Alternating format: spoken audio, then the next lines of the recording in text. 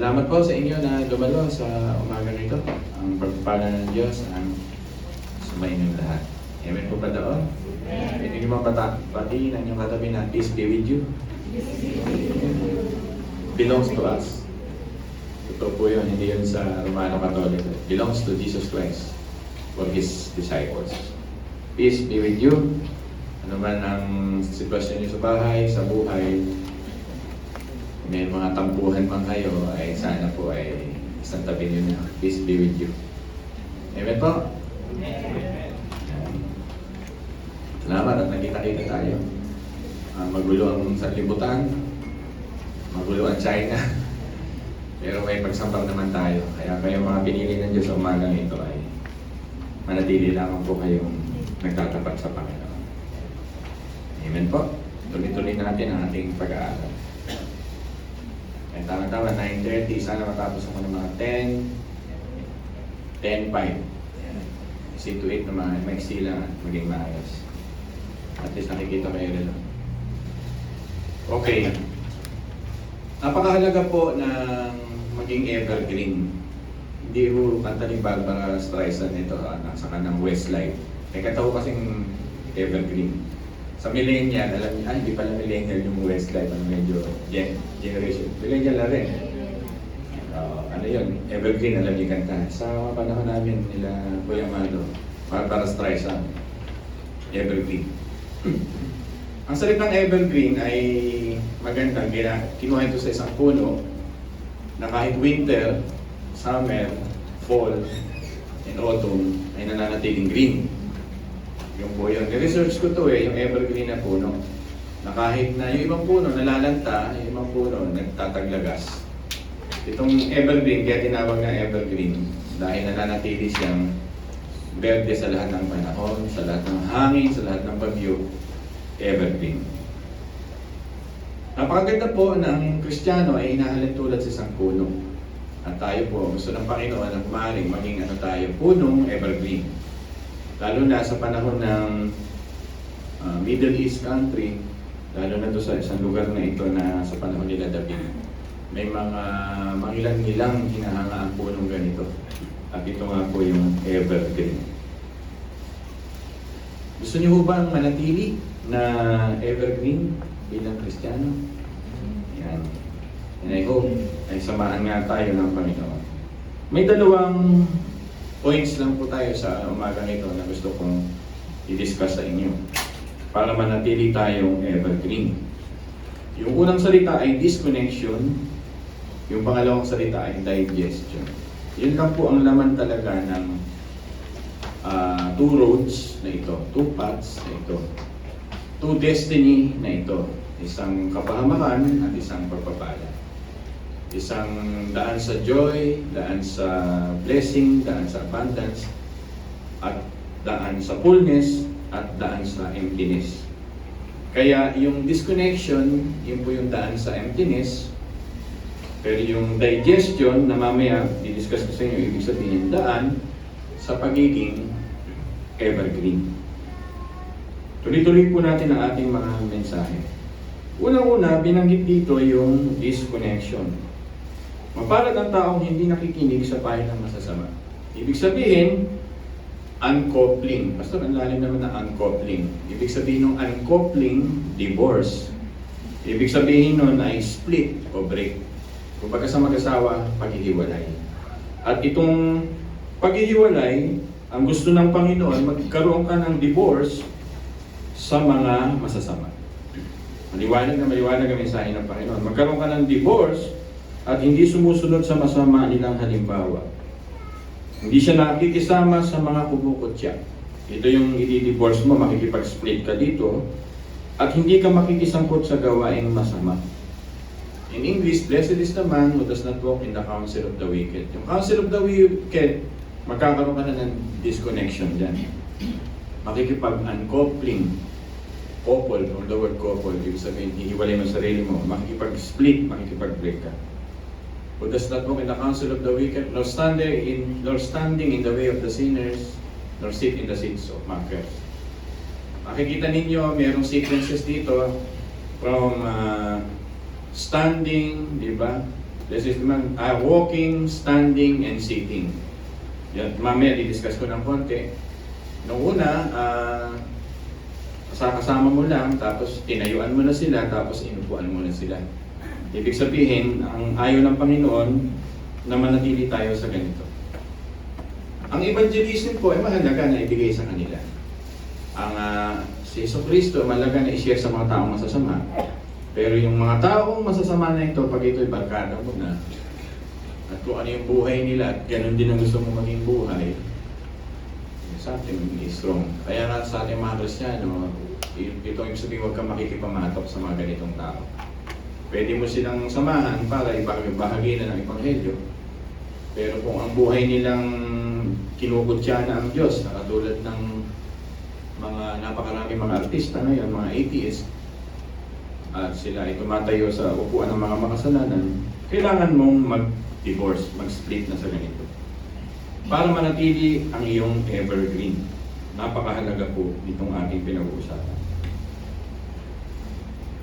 Tuloy-tuloy natin, gagamitin ko lang po randomly ulit yung salitang disconnection at digestion. Makinig po kayong mabuti.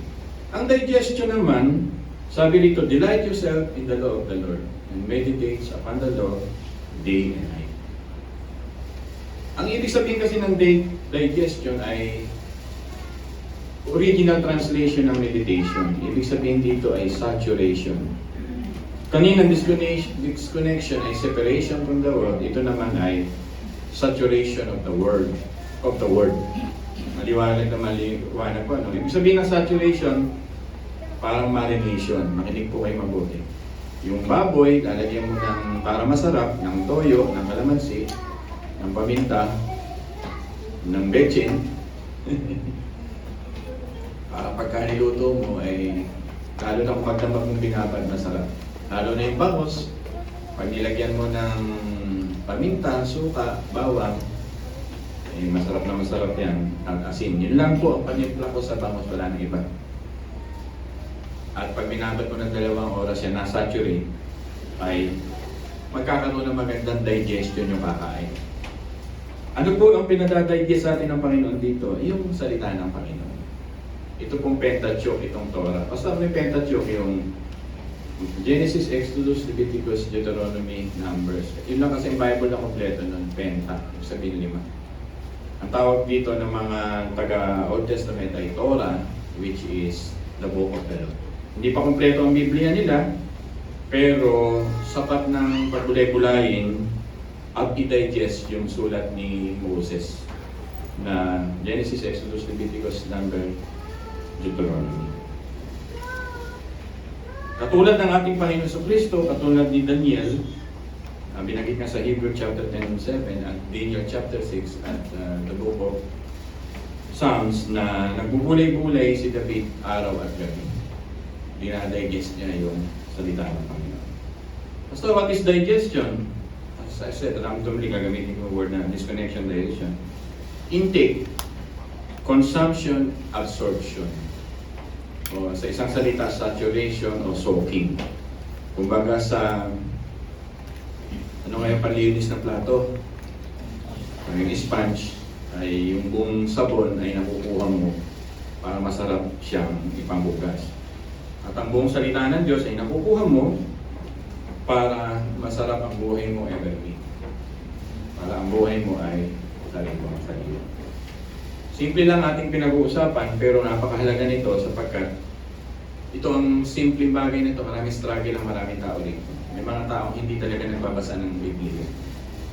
Pagising sa umaga, wala silang pakialam sa kanilang mga Biblia. They never share the Bible to their families, to their children, even to their own soul. Kaya tayo nire-review ng Panginoon sa umagang ito, magiging tuyo ka, magiging parang desierto ka, magiging katulad ng ipa na itatapon sa panahon ng Judgment Day. At tatangayin ka ng masasama, tatangayin ka ng mga nangungutya, at tatangayin ka ng gumagawa ng mga taong sa kasamaan. Napakahalaga po na magkaroon tayo ng Christian meditation. Hindi po ito katulad ng Eastern meditation na emptying. Marami pong nagme-meditate ngayon, nag-yoga ngayon, na parang si Bruce Lee, makinig po kayo mabuti. Pipikit at magkakaroon ng bubbling. Ito yung bubbling, ibig sabihin yung paulit-ulit. Yung napanggit ni Ate Adeline sa devotion niya, na may paulit-ulit tayong prayer. Ang paulit-ulit na prayer na yon, ito po kasi yung bubbling ko tawagin. Ito yung parang mga Buddhist na pala ay natudumi lang. Ganun. Ang dito, ibig sabihin ng digestion, absorption, intake, consumption, sinasabi ng Panginoon, hindi yung ini-empty mo. Wala kang emptying. Ang digestion dito, para tayo lumakas, is feeling. Ibig sabihin, kailangan mo ng consumption. Kaya yung yoga, sabihin ko sa inyo, baka may nag-yoga sa inyo, may nag-Buddhism practice sa inyo, may nagbabubbling sa inyo, may sa inyo. Parang Bruce Lee, parang Buddhist na nagpa-practice kayo na may lumalabas na energy sa inyo, mga negative energy, ay mali pong meditation yun. Ang meditation ng Bible ay feeling. Mapuno ka ng salita ng Diyos. Joshua 1:8, para maging matagumpay ka sa buhay, maging champion ka ng anumang labanan sa buhay, sabi ni Joshua, ay bulay-bulayin mo ang aking salita araw at gabi. Sabi ni Haring David, Psalm 119, ay ituring mong itong more than silver and gold. Napakahalaga ng pagbubulay-bulay ng salita ng Diyos. Ang tunay na anak ng Diyos ay nagmamahal sa salita ng Diyos. Uulitin ko ulit, katangian lang ng mga believer ang nagmamahal sa salita ng Diyos. Katulad mo, ang Panginoong Hesus, na sa oras ng pagsubok ng buhay, ang i-quote niya ay salita ng Diyos laban kay Satanas. Walang lumalabas sa bibig ng Panginoong Hesus sa pagtuturo sa mga tao, ganun din si Apostol Pablo, kundi salita ng Diyos. Kaya tama ang sinabi niya sa Mateo 4:4, hindi lamang sa tinapay mabubuhay ang tao, kundi sa salita ng Diyos. Mache-check mo ang sarili mo, pag hindi mo talaga mahal ang salita ng Diyos, ayaw mo makinig sa salita ng Diyos, hindi ka nabubulay-bulay ng salita ng Diyos, malamang Romano Katoliko ka lang na lumipat sa born again church. Medyo masakit yung salita ko, mukhang nasa ibang relihiyon ka lang na lumipat ka lang ng born again. Kasi ang tunay na anak ng Diyos, nagbabasa ng salita ng Diyos. Kaya kung ito ay nag-strike sa puso mo, oo nga, Pastor, alam na ang ating Panginoon.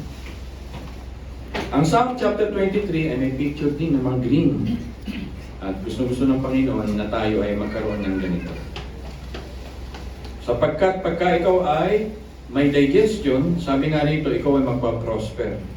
Liwanag na sinabi ng verse 3, sa halip kasiyahan niyang sumunod sa utusan ni Yahweh, binubulay-bulay niya ito araw at gabi. Ito na mangyayari po sa inyo. Katulad niya punong kahoy sa tabi, evergreen, sa isang batisan. Laging sariwa ang dahon at namumunga sa takdang panahon. Amen ba doon? At anuman ang kanyang gawin ay magtatagumpay. Yan po ang dream ng Panginoon sa inyo. Nagtatagumpay at namumunga, fruitful sa lahat ng panahon, na parang sinabi sa John chapter 15, na mamunga ka ng sagana. At namumunga lang ang tao ng sagana pag siya'y nananatili kay Kristo, 1 Kapitulo 15. At ganun din sa Psalm chapter 1, nananatili na sagana o evergreen ng isang Kristiyano kung siya ay nananatili sa streams of water.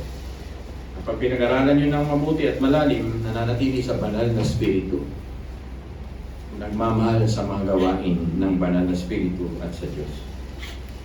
So you will really prosper. Amen po ba doon?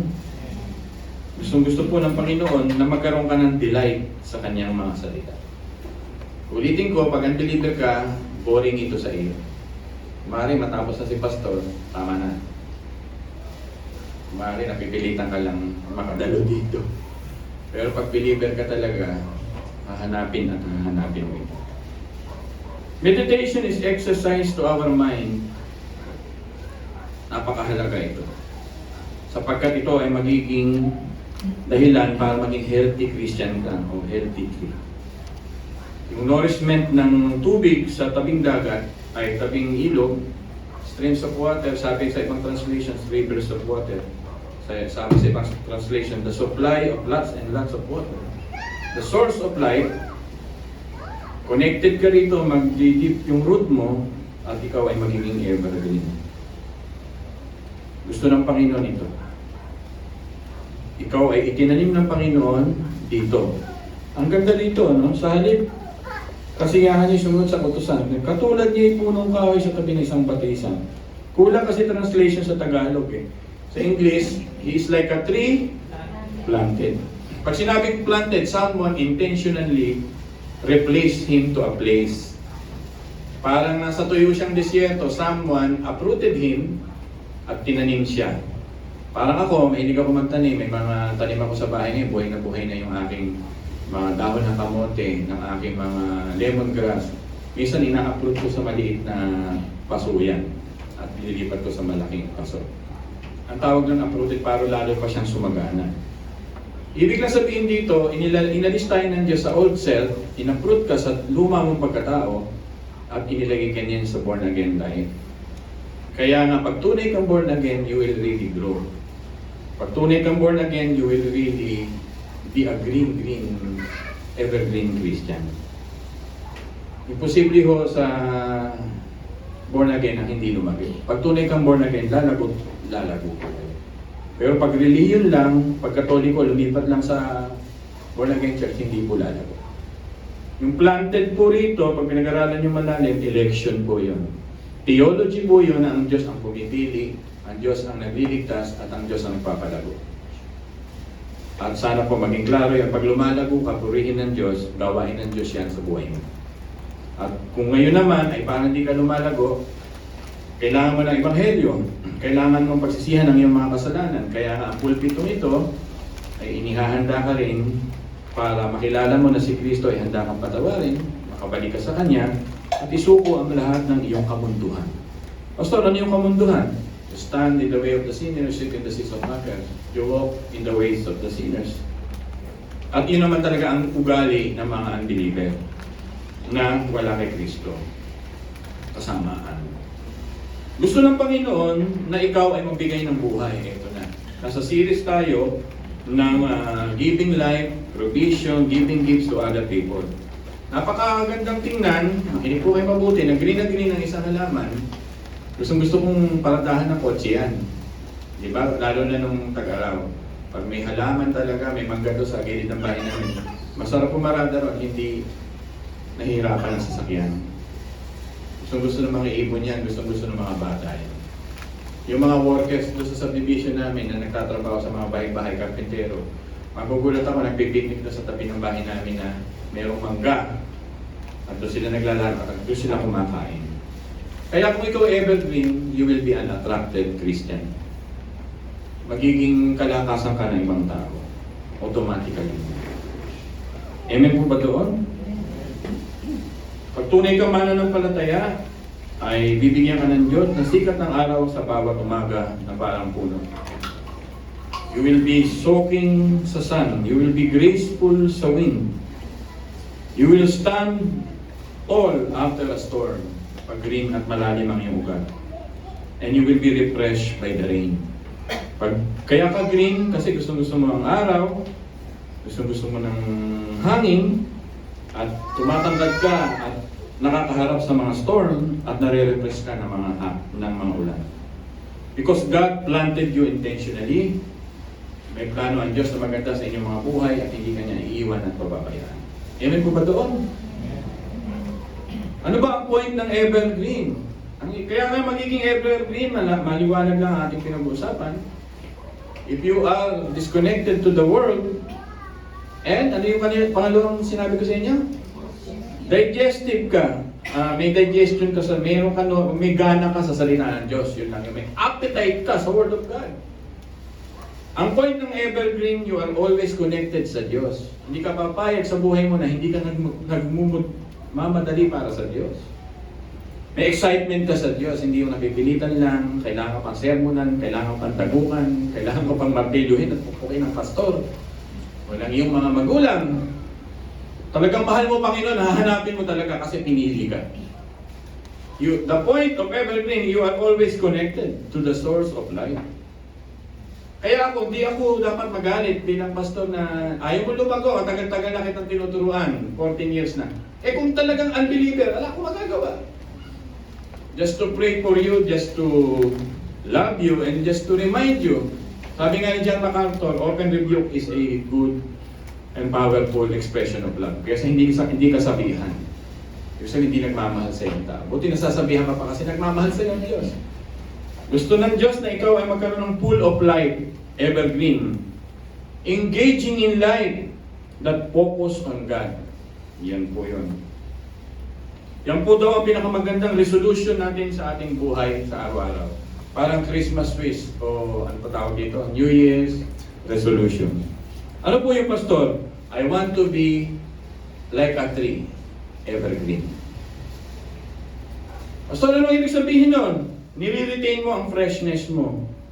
Interesado sa mga tao, nire-retain mo yung freshness mo. Hindi yung pagkakausap ka, ang boring nito, walang kagana-gana kausap ito. Di ba? Yung parang, kumbaga sa puno, tuyo ka, ayaw ka ng liliman ng ibon man lang. Yun po yun. Gusto ng Panginoon na maging evergreen po kayo, maging fresh, may interest ka sa salita ng Panginoon. Evergreen means you remain long and lasting, beautiful, fresh Christian. I-wish po natin yun. Hindi yung paglalapitan ka, aborito ka na naman. Isang baho lang yung mukha. Sunday na Sunday, hindi ka makangiti. We are created with joy ng Panginoon. Parang ang buhay mo, parang pagod na pagod. Ang tawag dito, opposite, tuyo. Nasa iyo ang sanlibutan, nakamtan mo, pero tuyo ka. Because walang freshness ng Espiritu Santo sa iyong buhay. Kita-kita yun. Kaya mga minamahal, gustong alisin ng Diyos ang toxicity ng katuyuan. Ayaw ng Panginoon na maging pasaway ka. Ayaw ng Panginoon na tagal ka ng pinahihilog para maging punong green. Ngunit ayaw mo i-digest ang kanyang mga salita sapagkat gusto mo masunod sa iyong sariling buhay. So how can you retain a long and lasting, unending, and continuing Christian? Gusto ng Panginoon timeless ka. Gusto ng Panginoon attractive ka, well-liked ka ng mga tao. Ang gusto ng Panginoon, you keep on growing. Amen po ba doon? Ang green na green at malalim ang ugat, dumating man ang bagyo, ay hindi katulad ng decoration na pag dumating ang bagyo, bumibigay ka kagad. Pag dumating ang tukso, bibigay ka kagad. Pag dumating ang mga masasamang barkada, bibigay ka kagad. Pag ikaw malalim ang ugat at green na green, gusto sabihin sa iyo ng Panginoon, even the winds na napakalakas sa ating buhay, ay kaya mong harapin. What is the idea of our message sa umagang ito? Ang idea nito ay continuous, permanent condition ng iyong kalagayang spiritual. Lalo na ngayon, 14 years na tayo. Gusto ng Panginoon magkaroon ng permanent condition in your heart that you are growing, still growing. Kung dati pasaway ka 10 years ago, o 7 years ago, ngayon 15 years na tayo to go, ikaw na yung mananaway na mga pasaway. At ikaw na yung attractive na Kristiyano. Irrefutable na ang testimony mo. Ibig sabihin ng irrefutable testimony mo, unfading ang beauty mo and freshness. Kitang-kita sa iyo ang emblem ng vitality at fruitfulness. You are a tree, you are a saint. Yun ang ibig sabihin. The supernatural life, gagamitin ko na yung mga word ng ating mga ilang kapatiran, will be seen evidently to you. May gana ka sa buhay, may sigla kang naglilingkod, hindi napipilitan. Hindi matigas ang ulo mo. Na ilang beses ka nang sinasabihan, hindi ka matuto. Because you never been born again in the very first place. Sakit ng salita, pero magaan ang salita pagka nag-grow ka na green. Irrefutable, hindi sabihin, walang kadiba-dibati sa buhay mo. Born again talaga to. Hindi yung pag nasa kabaong na, born again kaya siya. Yun ang mahirap. Kung sakaling mamamatay ka ngayon o mamamatay ang isang mahal mo sa buhay, wala bang naiiwan sa isip ng mahal mo sa buhay, naging born again kaya itong mahal ko sa buhay ngayon. Kailangan dumating sa punto ng buhay mo na irrefutable. Hindi pwedeng pagdudahan ang iyong pagkatao bilang anak ng Panginoon. Bakit po, Pastor? Sapagkat never ending ang supply ng Diyos sa iyo, the rivers of water. The beautiful, never failing streams. Kung wala ka nito, ulitin ko, magiging toxic ang tao. Kabaliktaran ng evergreen, decay, kabulukan. Mamamatay kang Kristiyano, sabi nila Kristiyano, na walang buhay sa Diyos. At kitang-kita po yan sa ating mga patotoo. Ang amin naman, tama po ba? Simple lang, mensahe ng Panginoon sa umaga ito. Lapit na tayo. Nasa 25 minutes na. Gusto ng Panginoon na magkaroon ng continual evidence ang iyong buhay na maging green ka. Wish na wish ito ng church natin. Pag tungkol sa Diyos, no reservation tungkol sa Diyos. Hindi yung may reservation sa Diyos, pagtanggi ka sa Diyos. Hindi wala nga siyang reservation na tawag siya sa lupa. Iniwan niya ang lahat ng kanyang glory to save you. Konting surrender lang naman hinihingi sa iyo. Na minsan sa buhay mo para you walk in His ways. To consider His ways, to walk in His will. Eh minsan di pa natin magawa. Kaya hindi tayo evergreen. Hindi wala tayong influence sa mga tao. Ang ating mundo ay napakaliit lang, doon lang. Doon lang ang mundo mo. Saan ba to? Pwedeng sa sarili mo o doon lang sa kinalalagyan. Gusto ng Panginoon maging evergreen ka, huwag maging artificial plants. Beautiful outside, for a while artificial, pero you will dry. Ay, pag plastic pala, hindi madadry. Pero hindi lalago, hindi lalalim ang ugat. Dito, pag tuyo, pag walang streams of water, withered and dry. People of God, gusto ng Panginoon, mag-reflect ka sa mga salita niya at i-reject mo ang mga salita ng sanlibutan. Again, pag ikaw ay punong green, you are so valuable to many. Pero pagka hindi ka green, masakit kang dalhin. Mga minamahal. Sana dito sa church ay umuusbong na pagiging green at influencer. Hindi vlogger, a true influencer of God, not only to your family but to other Christians. Nagiging sanhi ka na ng paglabo ng ibang tao. Nabibless ng maraming tao sa iyo. Nagiging source ka na ng nourishment ng ibang tao. Diba? Mga minamahal, amen ba doon? Amen. Tayo po ay manalangin.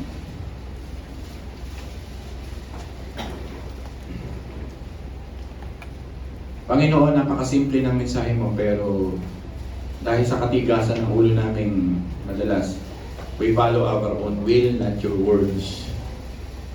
We follow the philosophy of this world, not the truth about your words. Sa totoo lang, Panginoon, alam mo kung may oras kami sa inyong mga salita. Kung kami nagjo-journal, nagbabasa, itinuturo ito sa iba, nagbubulay-bulay sa umaga. Baka nga marami ang nagpunta ngayong umaga rito ni hindi nagbuklat ng inyong mga salita. Paano namin masasabi na hindi lamang sa tinapay nabubuhay ang tao, kundi sa inyong mga salita? Help us, Panginoon, to remember the message of your words sa umagang ito, to disconnect to this world. Magkaroon kami ng separation sa mundong ito. Tulungan mo kami, Panginoon, na i-diborsyo na namin ang gusto ng masasama naming kaibigan, masasama naming barkada, na inilalayo kami kay Kristo. Tulungan mo kaming lumalim ang aming ebanghelyo sa aming puso upang ang mga taong ito ay mabahagi na namin ang inyong mga salita. Tulungan niyo kami, Panginoon, na huwag maging prinsipyo sa buhay na ito ang daigdig o yung mga napapakinggan namin sa Facebook ng mga stoics, mga human knowledge, which is against sa iyong mga salita. Marami kaming katwiran, pinupulot namin sa Reels, pinupulot namin sa TikTok, na opposite sa inyong mga salita. Tulungan niyo kami na makita namin na ang inyong mga salita ay buhay. Ang lahat ay mapaparang, sabi niyo nga, Panginoon, na Book of John. Pero ang mananatili magpakailanman ang inyong mga salita. Panginoon, tularan naman namin kayo, Panginoong Jesus, that in everything you do, ay Word of God ang inyong pagkain. Sabi mo nga, Panginoon, ang inyong pagkain ay ang salita ng Diyos. Hindi kami mabubuhay sa mundo ito. Tulungan niyo kami, Panginoon, na ipasa ito sa aming mga anak. Ilagay sa aming mga tarangkahan, ilagay sa aming mga pintuan, ilagay sa aming mga noo, sa aming mga puso. Deuteronomy chapter 6, ang inyong mga salita. At ang mga salitang ito ay aming ipasa sa aming mga anak. Unang-unang makitaan kami na nagmamahal dito, Panginoon. Many church fathers, many apostles that died for your words. At nawa, ma-review kami nito na walang panahong magbasa nito. Secondly, O God, help your people to really digest your words. Alam namin na mga salita mo ay nagpapasuko ng buhay. Nagpapasuko ng mga kalooban naming lumalaban sa iyo. Ang mga salita mo ay lumalaban sa sarili naming kagustuhan. Ang mga salita mo ay sumasaway sa lahat ng mga gusto namin gawing makasandaigdigan. Tulungan mo kami, Panginoon, na tanggapin ang iyong mga salita katulad ng espadang humihiwa ng kaluluwa ng kalamnan ng kabutu-butuhan. Alam namin ang mga salita mong ito ay hindi lamang, Panginoon, nagbibigay ng kaaliwan, ngunit nagbibigay din, Panginoon, ng pagtutuwid. Help us to really walk to the truth, to delight. Delight yourself in the Lord. Meditate on it day and night. Yung delight, Panginoon, maging strong desire ng aming puso. Maging strong passion ng aming puso. Maging strong belief ng aming paninindigan sa buhay na ito na hindi talaga kami mabubuhay malibang hindi kami sumandal, kumain o mag-digest ng iyong mga salita. Dalawa lang ang aming landas, Panginoon. Gusto namin dumating ang panahon na kami yakapin mo sa buhay na walang hanggan at huwag itapon na katulad ng ipa sa hukuman para sa mga kasasama. Dalawang landas ang pinag-uusapan, dalawang punong pinag-uusapan, isang tuyo at isang evergreen. So I am praying, O God, that all of your people, shepherd's heart, is to walk in this beautiful, beautiful principles, truth, that all of us are invited to become an evergreen plant. Maraming salamat po. In the mighty name of Jesus, all we pray. Ang kanyang mga anak ay magsabi na, Amen. Sakto. At ayoko nang masyado mahaba. Direct to the point. Sasabihin ko sa inyo ang mga mensahe ng Panginoon. As I said, katulad ng inawit sa atin ng mga golden girls na ating